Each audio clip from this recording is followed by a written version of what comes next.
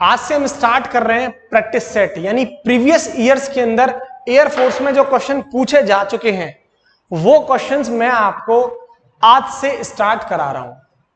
हर video के अंदर जो नंबर ऑफ क्वेश्चंस होंगे वो होंगे 15 और सभी क्वेश्चन बच्चों सिलेक्टिव होंगे।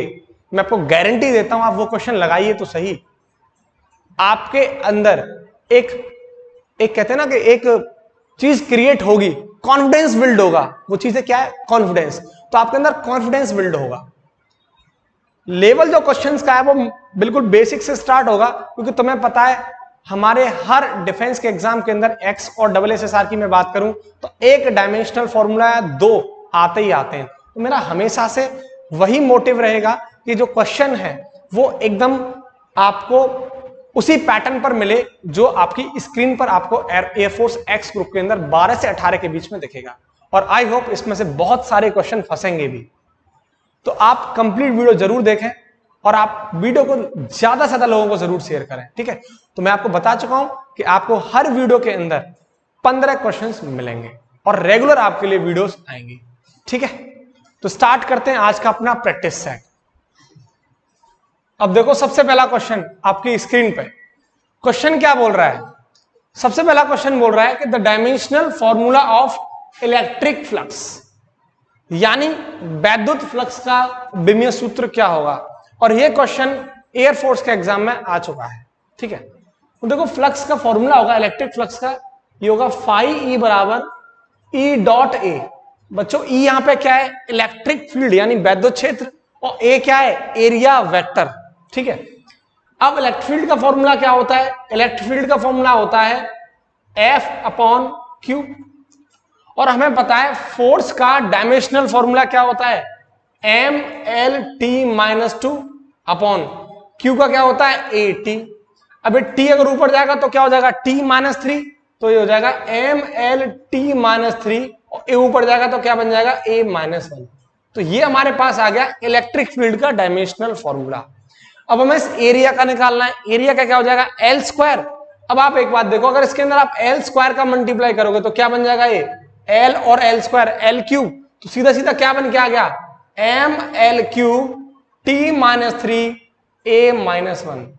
यानी इलेक्ट्रिक फ्लक्स का जो डायमेंशनल फॉर्मूला होता है बच्चों वो है M L cube T minus three A minus one. Option B is correct, right. अब देखो सेकंड क्वेश्चन, नोट बाद में कर लेना, अभी पहले इन दो क्वेश्चन को करने के बाद समझ लो, उसके बाद आप इसको नोट करना। सेकंड क्वेश्चन क्या बोल रहा है? सेकंड बोल रहा है कि when a constant force is applied to a body it moves with uniform. इसका मतलब क्या है?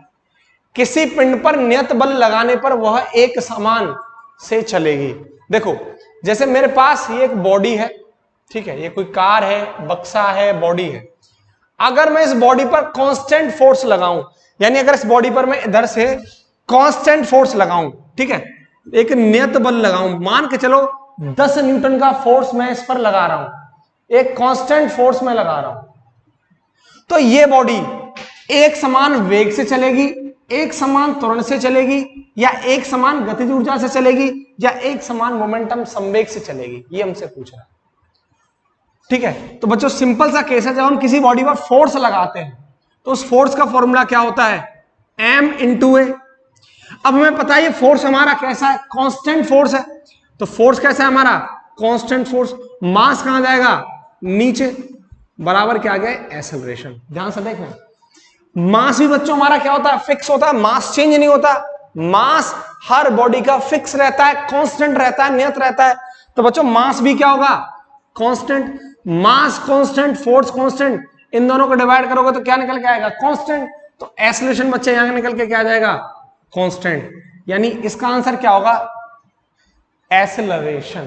तो वो बॉडी, अगर किसी बॉडी पर अगर हम कांस्टेंट फोर्स लगाते हैं, एक नियत बल लगाते हैं, तो वो बॉडी हमेशा एक समान, या बोलूं मैं नियत त्वरण से आगे की तरफ चलेगी, ठीक है। इतनी बात समझ में आती है? इसको बहुत अच्छे से नोट करो, और नोट करने के बाद मैं आपको फिर नेक्स्ट समझाता हूं। हो गया नोट? अब देखो थर्ड क्वेश्चन।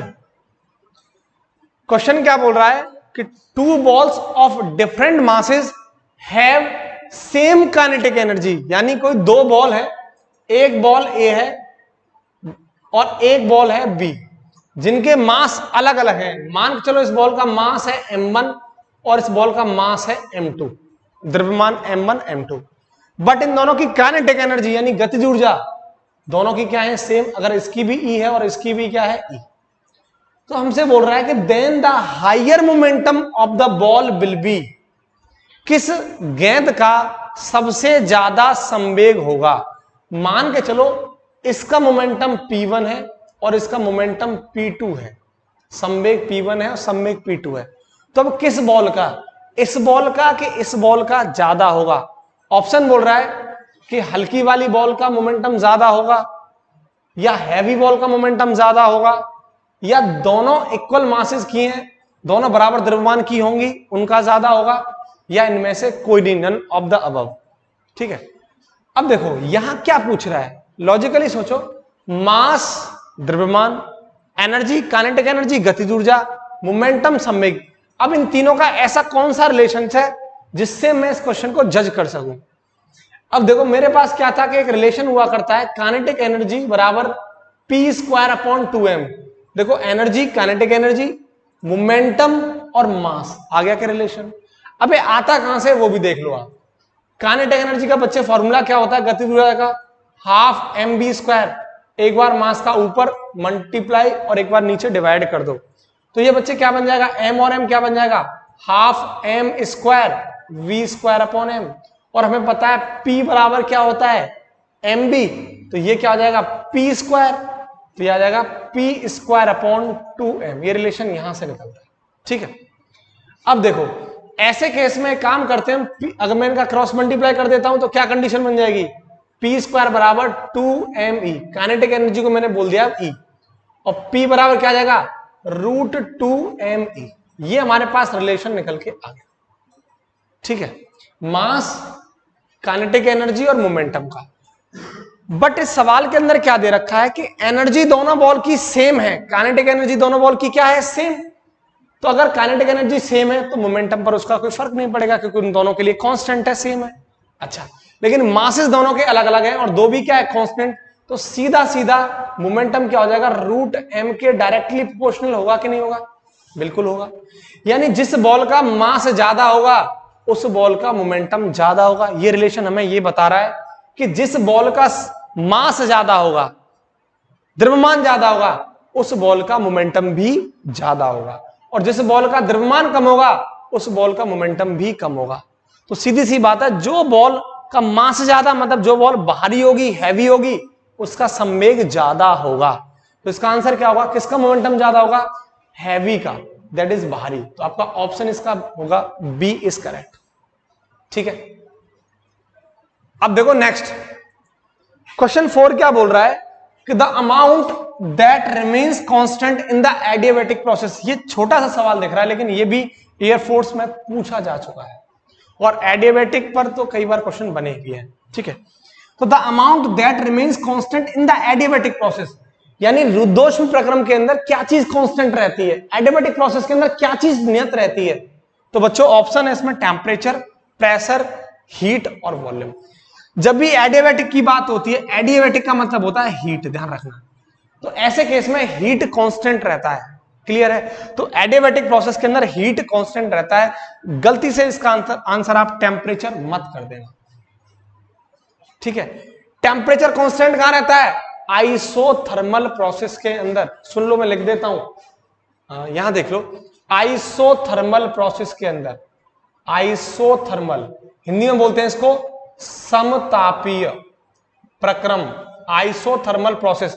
आइसोथर्मल के अंदर बच्चे टेम्परेचर कांस्टेंट रहता है, आइसोथर्मल के अंदर, समतापीय के अंदर।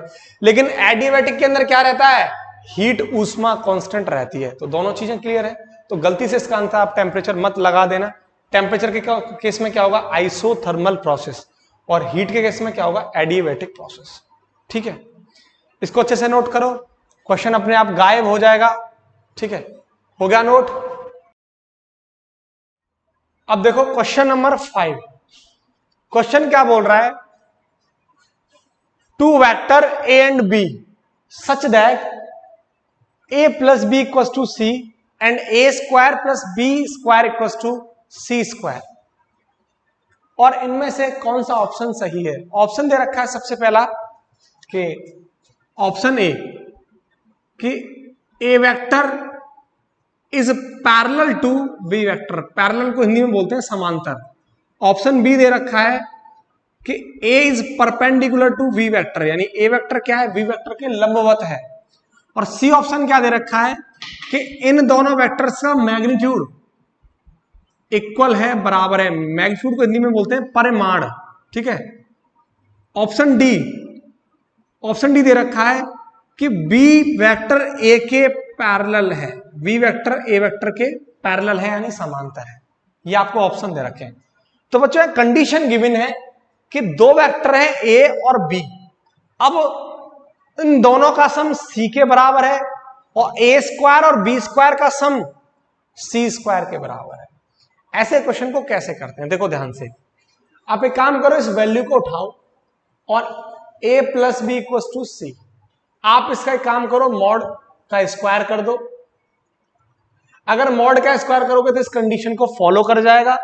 तो बच्चों देखो ये क्या बन जाएगा, A square plus B square 2ab cos of theta और ये सी स्क्वायर। मॉड ए का स्क्वायर मॉड बी का square plus 2 mod A mod B cos theta बराबर मॉड सी का स्क्वायर। अब देखो A square plus B square क्या बन जाएगा, सी स्क्वायर के बराबर। तो मैं इसको सी स्क्वायर पुट कर दूं, यह आ जाएगा 2ab कॉस ऑफ थीटा बराबर सी स्क्वायर। अब सी स्क्वायर से सी स्क्वायर गया, क्योंकि इधर जाएगा तो जीरो हो जाएगा, सी स्क्वायर माइनस सी स्क्वायर जीरो। अब बचा हमारे पास क्या, 2ab कॉस ऑफ थीटा बराबर जीरो। अब यहां से अगर कॉस थीटा की आप वैल्यू निकालोगे तो ये जीरो अपॉन दिस, तो बच्चों थीटा क्या आ जाएगा, कॉस थीटा क्या आ जाएगा आपका, आ जाएगा ये जीरो, और थीटा क्या आ जाएगा 90। कॉस 90 की वैल्यू क्या होती है, जीरो। इतनी बात क्लियर है, ठीक है। यानी थीटा की जो वैल्यू आ गई वो कितनी आ गई, 90 डिग्री। इसका मतलब क्या है कि ए वेक्टर और वी वेक्टर दोनों एक दूसरे के क्या होंगे, परपेंडिकुलर। तो ऑप्शन आपका कौन सा होगा, ऑप्शन बी इज करेक्ट, ठीक है। इसको अच्छे से नोट करो, हो गया। अब देखो क्वेश्चन नंबर 6। क्वेश्चन क्या बोल रहा है, बाई इंक्रीजिंग, ये है इंक्रीजिंग, इंक्रीजिंग माने बढ़ना। By increasing the angle of by prism the width of fringe, यानी दो प्रिज्म के कोण को बढ़ाने से फ्रिंज की चौड़ाई बढ़ती है, घटती है, वही रहती है, नन ऑफ द अबव, इनमें से कोई नहीं। अच्छा सवाल है ये। पहले मैं आपको इसकी टिप्स देता हूं किस तरीके से आप इसको समझोगे, उसके बाद इसका फुल्ली मेथड सिखाऊंगा ये सब ऐसे क्यों हो रहा है, ठीक है। तो बच्चों सबसे पहले आप देखो, दो प्रिज्म कोण यानी angle of by prism of fringe width. तो देखो एक रिलेशन होता है बच्चों, that is alpha inversely proportional beta. ये अल्फा क्या है पता है, एंगल ऑफ बाई प्रिज्म, या बाई प्रिज्म एंगल बोल दो, angle of by prism, by prism यानी द्वि प्रिज्म कोण, द्वि प्रिज्म कोण। और ये बीटा पता है क्या है, इसे बोलते हैं हम फ्रिंज विड्थ, यानी फ्रिंज चौड़ाई, फ्रिंज विड्थ, ठीक है, फ्रिंज विड्थ, इसे हिंदी में कहते हैं फ्रिंज चौड़ाई। यानी सीधी सी बात है कि फ्रिंज चौड़ाई और एंगल ऑफ बाई प्रिज्म में रिलेशन क्या होता है, ये रिलेशन होता है। अब उसने क्या बोला है कि दो प्रिज्म के कोण को बढ़ाने से, यानी एंगल ऑफ बाई प्रिज्म को बढ़ाने से, अगर आपने इसको बढ़ा दिया तो फ्रिंज विड्थ क्या हो जाएगी, कम हो जाएगी कि नहीं हो जाएगी। तो सीधा सा है, आपका आंसर क्या आएगा, डिक्रीज। तो इसका ऑप्शन होगा बी इज करेक्ट। लेकिन आ कहां से रहा है ये रिलेशन, अगर ये देखना चाहते हो तो मैं आपको बता देता हूं, ठीक है। देखो हमने एक एक्सपेरिमेंट पढ़ा था, वो एक्सपेरिमेंट क्या था, वो ये था, मैं आपको बता दूं। होता क्या था बच्चों, ये हमारे पास एक स्लिट हुआ करती थी, क्या थी ये स्लिट, इसका कोई भी नाम दे दो, से ए बी स्लिट। और इसके बीच में यहां दो सोर्सेज हुआ करते थे, स्रोत, एक सोर्स हुआ करता था ये S1 और एक सोर्स क्या हुआ करता था S2। दो सोर्सेज हुआ करते थे, दो स्रोत। अब एक हमारे पास यहाँ स्क्रीन हुआ करती थी जिस पर यहाँ कंस्ट्रक्टिव और डिस्ट्रक्टिव बन रहे होते थे इंटरफेरेंस, ठीक है। जिसको थोड़ा बहुत याद है वो समझ लो, ठीक है। ये स्क्रीन है। अब बच्चों स्लिट से लेके स्क्रीन तक के बीच की डिस्टेंस होती है कैपिटल डी मान लेते हैं हम जनरली, अकॉर्डिंग टू एनसीईआरटी क्या मान लेते हैं हम, D, capital D general case में, ठीक है। तो कैपिटल डी क्या होगा, इन दोनों के बीच का डिस्टेंस। अब ये दो सोर्सेज हैं, इन दोनों के बीच का जो लीनियर सेपरेशन होता है वो होता है स्मॉल डी। तो सोर्सेज के बीच का distance, linear distance small D, और स्लिट और स्क्रीन के बीच का डिस्टेंस क्या होता है, डी, ठीक है। अब ये सोर्सेज हैं, इनकी जो वेवलेंथ होती है वो मान लेते हैं हम लैम्डा, क्या होती है, लैम्डा। तो बच्चों यहां से एक रिलेशन होता है सीधा सीधा कि बीटा बराबर lambda D upon small D. अब आपको हर चीज पता लग गई। बी क्या है बच्चों, बी आपका ये बीटा है, फ्रिंज विड्थ, फ्रिंज चौड़ाई, लैम्डा क्या है, सोर्स की वेवलेंथ या नॉन सोर्स की वेवलेंथ, और डी क्या है बच्चों, डी आपका है दैट इज स्लिट और स्क्रीन के बीच का डिस्टेंस, ठीक है। और स्मॉल डी क्या है, इन दोनों सोर्सेज के बीच का लीनियर डिस्टेंस। इक्वेशन नंबर 1, बोलो कोई प्रॉब्लम। इसके बाद एक रिलेशन और होता है यहां, दैट इज स्मॉल डी बराबर 2a n minus 1 into alpha, 2a n minus 1 into alpha. बच्चों अब ए क्या होता है, ए होता है स्लिट और बाई प्रिज्म के बीच की डिस्टेंस। स्मॉल ए होता है, बाई प्रिज्म यहां रखा है, प्रिज्म और स्लिट से लेके बीच की डिस्टेंस, ध्यान से देखना, प्रिज्म और स्लिट के बीच की डिस्टेंस। तो बच्चों ए क्या होता है, ये ए होता है distance between slit and by prism, यानी दो प्रिज्म, इन दोनों के बीच का डिस्टेंस होता है। एन क्या होता है बच्चे, अपवर्तनांक, दैट इज रिफ्रैक्टिव इंडेक्स, ठीक है। और अल्फा आपको पता ही है क्या है, एंगल ऑफ बाई प्रिज्म, ये रिलेशन होता है, ठीक है। अब आपको पहली इक्वेशन ये मिल गई, दूसरी इक्वेशन है, क्या मैं यहां से डी को ऊपर ले जा सकता हूं, बी को नीचे ले आऊं, तो पहले वाले रिलेशन में आपको दिख गया डी बराबर लैम्डा डी अपॉन बी। अच्छा दूसरा रिलेशन आपके पास है डी बराबर 2a n minus 1 into alpha, equation 1 ये सेकंड। अब देखो दोनों को क्या कर सकते हैं हम, कंपेयर कर सकते हैं। तो बच्चे सीधा सीधा आ गया लैम्डा डी अपॉन बी बराबर 2a n minus 1 into alpha. अब आप देखो लैम्डा अलग अलग लाइट के लिए अलग अलग होता है, डी फिक्स होता है ना, ये लैम्डा भी फिक्स होता है, एक लाइट के लिए, प्रॉपर लाइट के लिए फिक्स होता है, डी भी फिक्स होता है, ठीक है, ये फिक्स होते हैं। लेकिन फ्रिंज विड्थ चेंजेस होती हैं, फ्रिंज विड्थ क्या होती है, चेंज होती है, कंस्ट्रक्टिव के लिए कुछ होती है, इन है ना, डिस्ट्रक्टिव के लिए कुछ और होती है। ए भी ये फिक्स होता है, एन भी क्या होता है, फिक्स, रिफ्रैक्ट इंडेक्स भी फिक्स होता है, बचा क्या, अल्फा। तो ये सारी चीजें क्या है, कांस्टेंट है। बस आपके पास रिलेशन क्या निकल के आ गया, 1 upon beta is directly proportional to alpha, यहां से रिलेशन निकल के आता है। ये भी कांस्टेंट, ये सब कांस्टेंट, बचा क्या, अल्फा और 1 अपॉन बीटा, ये रिलेशन होता है। अब देख लो सीधा सीधा, अगर आप अल्फा को बढ़ाएंगे तो बीटा कम होगा, अल्फा को कम करेंगे तो बीटा बढ़ेगा, यानी फ्रिंज विड्थ बढ़ जाएगी। मेरी बात है समझ में आ रही है, ठीक है। ये बहुत अच्छा सवाल था जो कि नेवी डबल ए के पेपर में पूछा जा चुका है, ठीक है। इसको अच्छे से नोट करो, कर लिया नोट। अब देखो क्वेश्चन नंबर 7, क्वेश्चन क्या बोल रहा है कि the time period of a simple pendulum is, यानी सरल लोलक का आवर्तकाल होगा। ऑप्शन ए इनफाइनाइट एट पोल, ध्रुवों पर इनफाइनाइट होगा, अनंत होगा, या पोल पर, पोल को बोलते हैं हिंदी में ध्रुव, पोल पर आवर्तकाल ज्यादा होगा, टाइम पीरियड ज्यादा होगा, in comparison of time period at equator. Equator का मतलब होता है विषुवत रेखा या भूमध्य रेखा, ठीक है। यहां पूछ रहा है कि टाइम पीरियड इक्वेटर पर ज्यादा होगा, और यहां पूछ रहा है कि इक्वेटर और पोल पर दोनों पर टाइम पीरियड बराबर होगा। बताओ कौन सा सवाल सही है। तो बच्चों टाइम पीरियड का फॉर्मूला क्या होता है, वो होता है टी बराबर 2 पाई रूट एल अपॉन जी, ठीक है। अब यहां पोल और इक्वेटर की बात कर रहा है, ठीक है। तो देखो ये अर्थ है, ये हमारा इक्वेटर है, विषुवत रेखा या भूमध्य रेखा, ये इक्वेटर है, ठीक है, भूमध्य रेखा या विषुवत रेखा, और ये होता है हमारा पोल, क्या होता है ये, पोल, ठीक है, ये है पोल। अब देखो हमें पता है हमेशा हम इक्वेटर से पोल की तरफ जाते हैं तो जी की वैल्यू बढ़ती है, यानी ऐसे अगर मैं बोलूं कि पोल पर जी की वैल्यू ज्यादा होती है इक्वेटर से, यानी ध्रुवों पर जी का मान ज्यादा होता है भूमध्य रेखा से।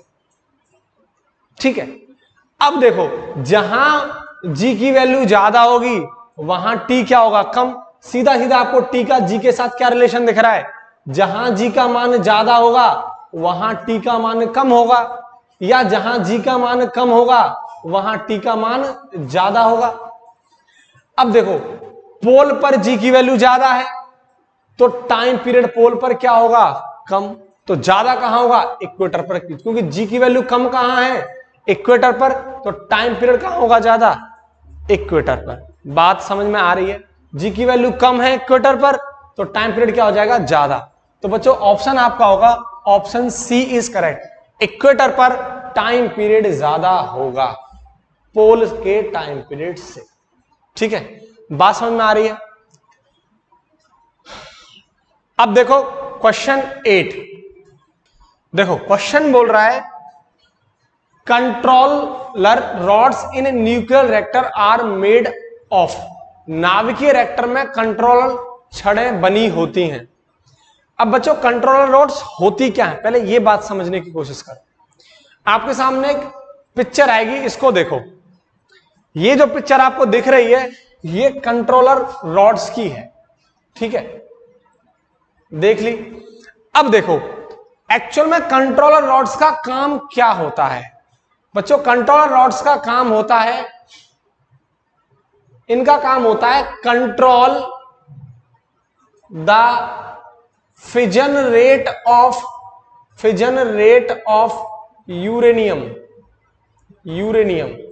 फिजन को हिंदी में बोलते हैं विखंडन, यानी यूरेनियम की विखंडन की दर को ये कंट्रोल करती हैं कंट्रोलर रॉड्स।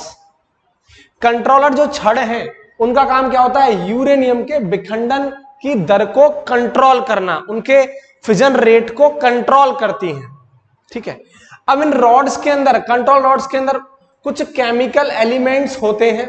वो केमिकल एलिमेंट्स यानी रासायनिक एलिमेंट्स होते हैं। वो एलिमेंट्स कौन से होते हैं बच्चों, वो होता है बोरॉन, एक होता है कैडमियम, या आप बोल सकते हैं सिल्वर, या फिर आप बोल सकते हैं सिल्वर भी होता है, कैडमियम की बनी होती हैं, बोरॉन की भी होती हैं, एक और बनी होती है हाफनियम और इंडियम। ये कंट्रोल रॉड्स के अंदर इस टाइप के केमिकल एलिमेंट्स होते हैं, boron, cadmium, silver, hafnium, indium. अब देख लो इनमें से आपको कौन सा ऑप्शन दिखाई दे रहा है, आपका ऑप्शन है कैडमियम, तो आपका आंसर क्या हो जाएगा, कैडमियम। कैडमियम के अलावा अगर ये ऑप्शन भी है, बोरॉन है, सिल्वर है, हाफनियम है, इंडियम है, तो ये भी आपके सही आंसर्स हैं, बट आपके ऑप्शन में सिर्फ और सिर्फ कैडमियम है। अब कुछ लोगों के दिमाग में जनरली डाउट आता है कि अगर बोरॉन और कैडमियम हुआ तो हम कौन सा आंसर देंगे। मेरे भाई इसमें अगर ये दोनों ऑप्शन दे रखे होंगे कैडमियम और बोरॉन, तो एक ऑप्शन जरूर होगा बोथ ए एंड बी। अगर दोनों दे रखे होंगे, कोई इनमें से दो दे रखे होंगे तो, अदरवाइज हमेशा एक ही ऑप्शन दे रखा होगा, सिर्फ एक। ठीक है, समझ में आ गया, अच्छे से नोट करो, हो गया नोट।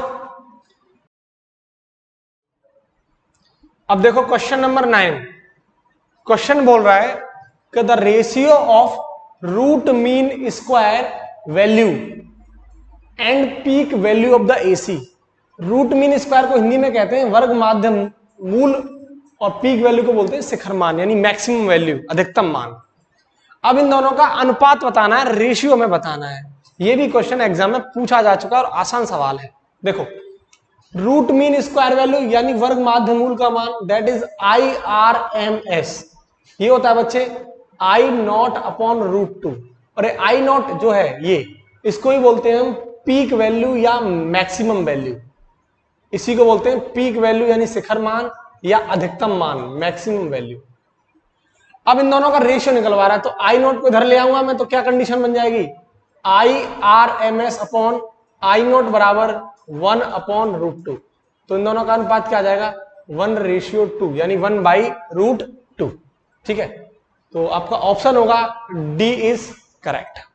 ठीक है, अब देखो क्वेश्चन नंबर 10 क्या बोल रहा है। क्वेश्चन 10 बोल रहा है कि the final image in an astronomical telescope is. Astronomical telescope को हिंदी में बोलते हैं खगोलीय दूरदर्शी। ठीक है, तो खगोलीय दूरदर्शी यानी एस्ट्रोनॉमिकल टेलीस्कोप से अंतिम प्रतिबिंब कैसा दिखाई देता है? ऑप्शन ए रियल या इरेक्ट यानी वास्तविक व सीधा। ऑप्शन बी रियल और इन्वर्टेड वास्तविक व उल्टा। वर्चुअल एंड इरेक्ट आभासी व सीधा। वर्चुअल एंड इन्वर्टेड आभासी व उल्टा। अब पहले समझो आप एस्ट्रोनॉमिकल टेलीस्कोप खगोलीय दूरदर्शी होता क्या है। बच्चे ये एक ऐसा ऑप्टिकल इंस्ट्रूमेंट होता है जो बड़ी बॉडीज को देखने मतलब उनकी बड़ी इमेज देखने के काम में आता है। जैसे सन है, स्टार्स हैं, हमसे बहुत दूर हैं, बहुत छोटे दिखाई देते हैं। अब इनकी बड़ी इमेज देखने के लिए जो ऑप्टिकल इंस्ट्रूमेंट काम में आता है उसे हम बोलते हैं एस्ट्रोनॉमिकल टेलीस्कोप। यानी हैवी बॉडीज जो हमसे काफी दूर है उनकी बड़ी इमेज देखने के लिए, मैग्निफाइड इमेज देखने के लिए यह टेलीस्कोप काम में आता है, दैट इज एस्ट्रोनॉमिकल टेलीस्कोप। इससे इमेज कैसी बनती है बच्चे? से इमेज बनती है आपकी वर्चुअल, ठीक है, और इन्वर्टेड यानी आभासी व उल्टी, और मैग्निफाइड यानी बड़ी। भाई बड़ी बना के देता है, कैसी देता है? मैग्निफाइड यानी और बड़ी। तो इसका ऑप्शन होगा डी इज करेक्ट, यानी वर्चुअल देगा आपको, आभासी देगा, और इन्वर्टेड उल्टी बना के देगा, और मैग्निफाइड यानी बड़ी बना के देगा। ठीक है, तो ये एस्ट्रोनॉमिकल टेलीस्कोप है। ठीक है, इसको अच्छे से नोट करो। हो गया नोट? अब देखो क्वेश्चन नंबर 11। क्वेश्चन बोल रहा है कि the potential is 10 volt on the surface of metal charged hollow sphere of radius 10 centimeter। अब इसकी हिंदी नहीं दे रखी है, सुन लेना, मैं आपको हिंदी भी बताऊंगा। और हमसे बोल रहा है कि voltage at its centre will be. बच्चों हॉलो स्फीयर को हिंदी में कहते हैं हम खोखला गोला। खोखला गोला। तो हमारे पास एक मेटल चार्ज्ड हॉलो स्फीयर है। ये हमारे पास एक हॉलो स्फीयर है। क्या है? मेटल का है, यानी इसकी सरफेस पर चार्ज दे रखा है, इसकी सतह पर चार्ज है, मेटल चार्ज हॉलो स्फीयर यानी एक खोखला गोला है। क्या है? खोखला गोला। इसके अंदर सिर्फ हवा भरी हुई है और कुछ भी नहीं। मतलब क्या है कि इसके अंदर सिर्फ क्या है? हवा भरी हुई है, इसके अंदर और कुछ भी नहीं है। इसकी ये सरफेस पर क्या है? ये चार्ज्ड है। ठीक है, समझ में आ रही है बात? ये हॉलो स्फीयर की कहानी होती है। ठीक है, अब हमसे क्या बोल रहा है कि सेंटर पर से लेके इसके बीच की जो डिस्टेंस है, रेडियस है, वो आपको कितना दे रखी है? 10 सेंटीमीटर। और इसकी सरफेस पर पोटेंशियल कितना दे रखा है? 10 वोल्ट। पोटेंशियल को हिंदी में कहते हैं विभव। तो सरफेस पर, सतह पर जो विभव दे रखा है वो दे रखा है 10 वोल्ट। तो हमसे निकलवा रहा है अगर इसकी सरफेस पर 10 वोल्ट विभव है तो इसके सेंटर पर यानी यहां केंद्र पर विभव कितना होगा? सेंटर पर पोटेंशियल कितना होगा? बच्चे सीधा सा लॉजिक है। इसके अंदर हवा भरी हुई रहती है, हॉलो स्फीयर अंदर से खोखला होता है, तो बच्चे इसके अंदर चार्ज, क्या चार्ज? Q inside. इनसाइड का मतलब अंदर। अंदर चार्ज कितना होता है इसके? 0 होता है। चार्ज 0 होता है, इसका मतलब अंदर इसके इलेक्ट्रिक फील्ड, विद्युत क्षेत्र अंदर क्या होगा? इलेक्ट्रिक फील्ड 0 होगा। बच्चे क्या होगा? इलेक्ट्रिक फील्ड 0 होगा। इतनी बात है, क्लियर है? इसके अंदर इलेक्ट्रिक फील्ड कितना होगा? 0। ठीक है, अब जरा देखो इलेक्ट्रिक फील्ड और पोटेंशियल के बीच का एक रिलेशन होता है, वैद्युत क्षेत्र और विभव के बीच का एक रिलेशन होता है, दैट इज E बराबर dV ओवर dr, और ये negative, minus dV over dr। बच्चे एक रिलेशन होता है E बराबर minus dV over dr। dr ये डिस्टेंस सेंटर से लेके, V पोटेंशियल विभव, और E क्या है? Electric field. अब जरा देखो इसके अंदर यानी सेंटर पर बात कर रहे हैं, तो सेंटर पर इलेक्ट्रिक फील्ड हॉलो स्फीयर के अंदर कितना होगा? ये 0 होगा। ये तो ये पूरा शून्य हो जाएगा, ये आ गया 0 बराबर माइनस dV ओवर dr। अब dr का अगर मैं इधर मल्टीप्लाई करूं तो dV क्या आ जाएगा? ये dV आ जाएगा बच्चे कांस्टेंट, यानी 0 आ जाएगा। क्या बोलो? 0। अब 0 का मतलब क्या है? कांस्टेंट है। क्या है? कांस्टेंट।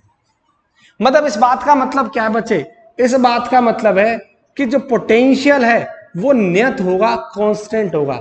यानी जितना सरफेस पर होता है, हॉलो स्फीयर की बात कर रहा हूं मैं, सिर्फ और सिर्फ खोखले गोले की, तो हॉलो स्फीयर की जो सरफेस पर पोटेंशियल दे रखा है वही उसके सेंटर पर भी होगा। ये बात दिमाग में रख लेना। अगर हॉलो स्फीयर आपके सामने आता है और पोटेंशियल आपसे निकलवा रहा है, तो जो उसकी सरफेस पर पोटेंशियल होगा वही उसके सेंटर पर भी होगा। तो इसका आंसर क्या हो जाएगा? 10 volt. Option B is correct. अगर मैं लिखना चाहूं तो स्टेटमेंट लिख सकता हूं कि पोटेंशियल, यानी पोटेंशियल माने विभव, potential is same, potential at the centre, potential is at the centre same as surface in case of hollow sphere. बात समझ में आ रही है? यानी खोखला गोले के केस में जो पोटेंशियल उसकी सरफेस पर होता है वही उसके केंद्र पर भी होगा। बातें क्लियर है? अच्छे से नोट करो इसको, ठीक है? स्क्रीनशॉट ले लो या नोट करो इस क्वेश्चन को। हो गया? इसको मैं रफ कर दूं। अब आप क्वेश्चन नंबर 12 को पढ़ो एक बार, ठीक है?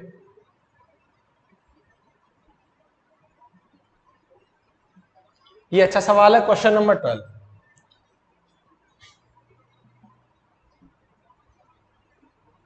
देखो क्वेश्चन 12 क्या बोल रहा है। क्वेश्चन 12 बोल रहा है कि most penetrating radiation out of the following is, यानी निम्न में से सबसे अधिक मर्मज्ञ विकिरण है एक्स किरण, बीटा किरण, गामा किरण या अल्फा पार्टिकल्स, अल्फा कण। ठीक है बच्चों, मैं आपको भी क्लिप आपके बोर्ड पर आएगी, उसे देखो। क्लिप आ गई, इस क्लिप को देखो। आप क्या देख रहे हैं इस क्लिप के अंदर? इस क्लिप के अंदर आपको 3 सीट गिवन है। कितनी सीट गिवन है? 3 सीट गिवन है। ठीक है, जो पहली सीट आपको दे रखी है वो पेपर की है, दूसरी वाली जो सीट है वो है आपकी एल्युमिनियम की, और तीसरी वाली जो सीट आपको दे रखी है वो है आयरन की या लेड की, सीसा की या लोहे की सीट है। आपको इस फिगर के अंदर क्या दिखाई पड़ रहा है कि जो अल्फा पार्टिकल है, अल्फा कण है, वो सिर्फ और सिर्फ पेपर वाली सीट को अंदर जा रहा है, और बीटा जो पार्टिकल है, बीटा जो रेज है, वो अब एल्युमिनियम सीट को भी क्रॉस कर रहा है। और जो बच्चे गामा रे है वो क्या कर रही है? वो आपकी आयरन या लेड सीट के अंदर पार जा रही है। मतलब आपको सीधा सीधा क्या बात पता लगी कि जो पेनिट्रेटिंग पावर है, जो क्षमता है अंदर जाने की, वो गामा की ज्यादा है। इस फिगर से आपको यह दिखाई दिया होगा, गामा की ज्यादा दिखाई दे रही होगी आपकी, क्योंकि गामा की किसके अंदर चले गई? लोहे के अंदर। उसके बाद आपको बीटा की दिखाई दे रही होगी, और सबसे कम दिखाई दे रही होगी अल्फा की। तो बच्चे पहले तो इस मेरी बात को समझ लो, ये ऑर्डर है। किसका ऑर्डर है? पेनिट्रेटिंग रेडिएशन का ऑर्डर है। ठीक है, तो सबसे ज्यादा बच्चे होते हैं गामा का ज्यादा होता है, फिर बीटा का, फिर सबसे कम होता है अल्फा का।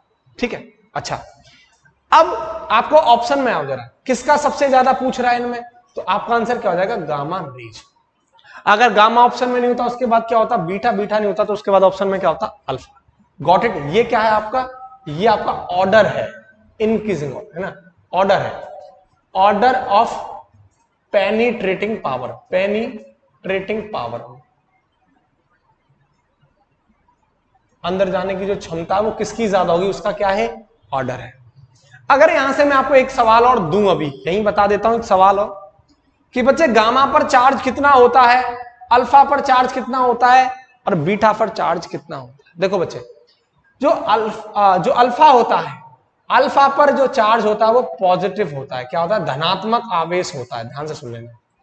और दूसरा पॉइंट है बच्चे बीटा, बीटा पर बच्चे चार्ज होता है नेगेटिव, यानी ऋणात्मक आवेश होता है। और बच्चे तीसरा है गामा रेज, इस ये बेटा न्यूट्रल होती है। कैसी होती है? उदासीन होती है, यानी इस पर नेट चार्ज कितना होता है? 0। तो बच्चे न्यूट्रल होती है।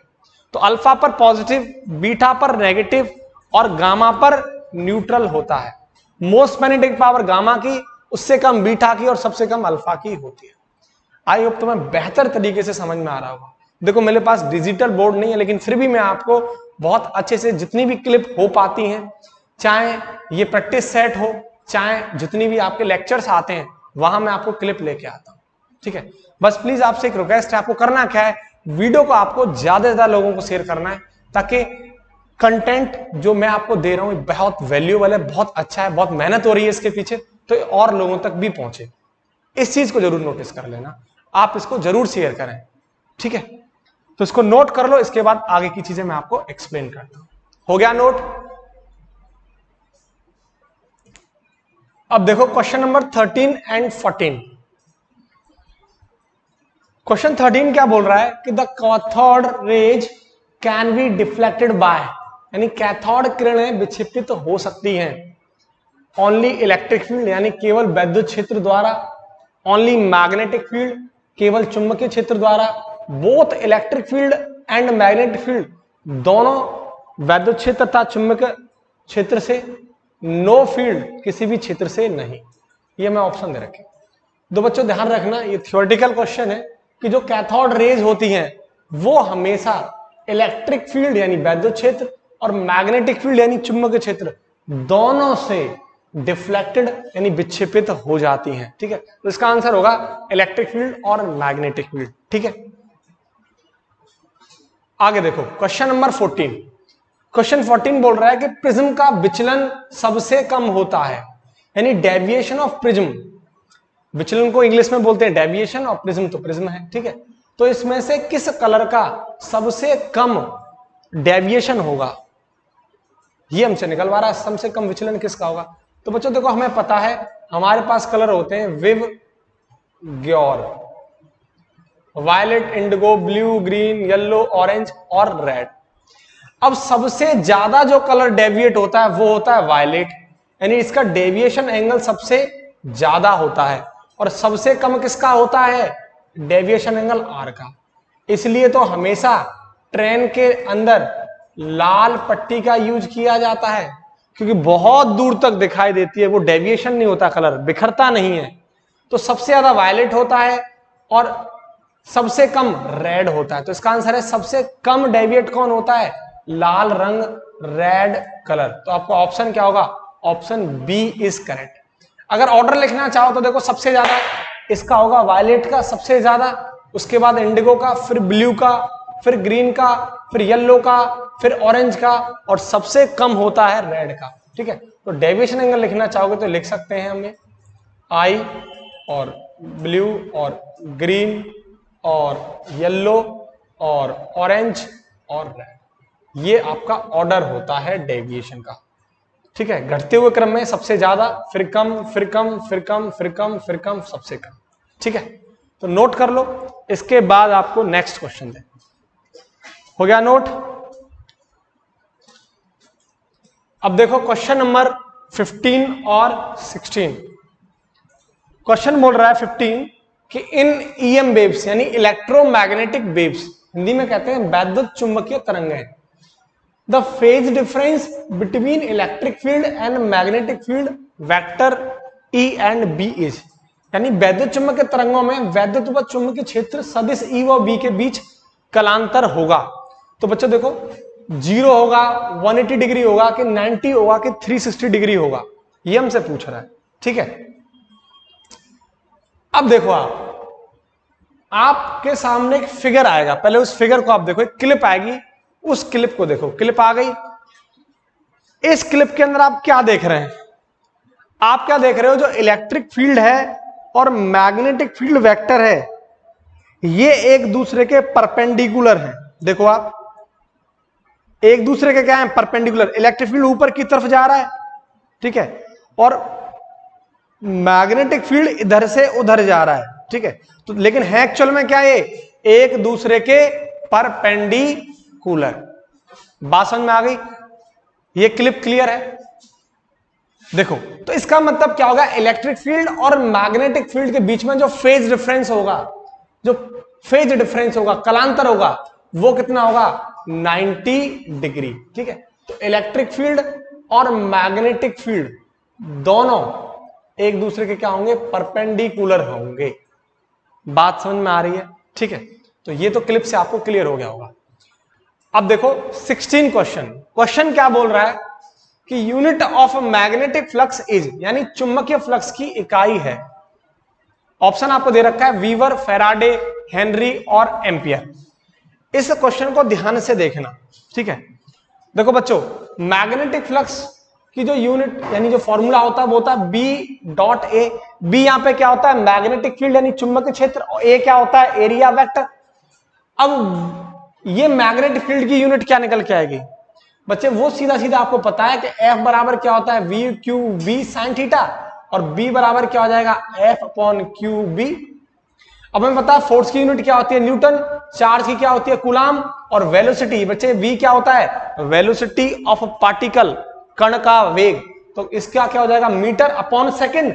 अपॉन सेकंड, सेकंड कहां पहुंच जाएगा? ऊपर। तो ये निकल के आ जाएगा न्यूटन सेकंड अपॉन कूलाम पर मीटर। बोलो कोई प्रॉब्लम? ठीक है।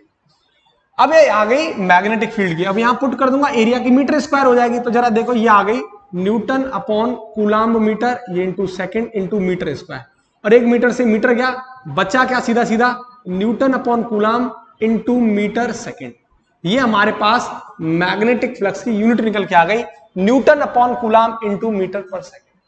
और बच्चों तुमको पता होगा कि न्यूटन अपॉन कूलाम को हम क्या बोलते हैं? वोल्ट पर मीटर बोलते हैं। नहीं पता तो सुन लो एक बार। देखो, हमें पता है कि E बराबर क्या होता है? Minus dB over dr। ये रिलेशन अभी मैंने आपको कराया था, जहां वोल्ट, इलेक्ट्रिक फील्ड और डिस्टेंस के बारे में बात कर रहे थे।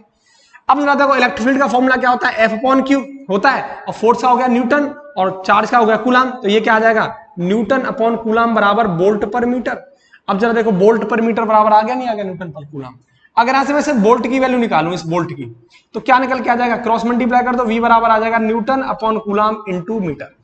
अब आप एक बात बताओ, जो यहां पर newton upon coulomb into metre है, क्या इसकी जगह में वोल्ट लिख सकता हूं? बिल्कुल लिख सकते हैं साहब। तो फाई की यूनिट आ गई वोल्ट सेकंड। तो बच्चे जो यूनिट निकल के आई है ना वोल्ट सेकंड, ये इसकी डिराइव्ड यूनिट है, जो कि फॉर्मूले से निकल के आ रही है। हमेशा याद रखना ये बात।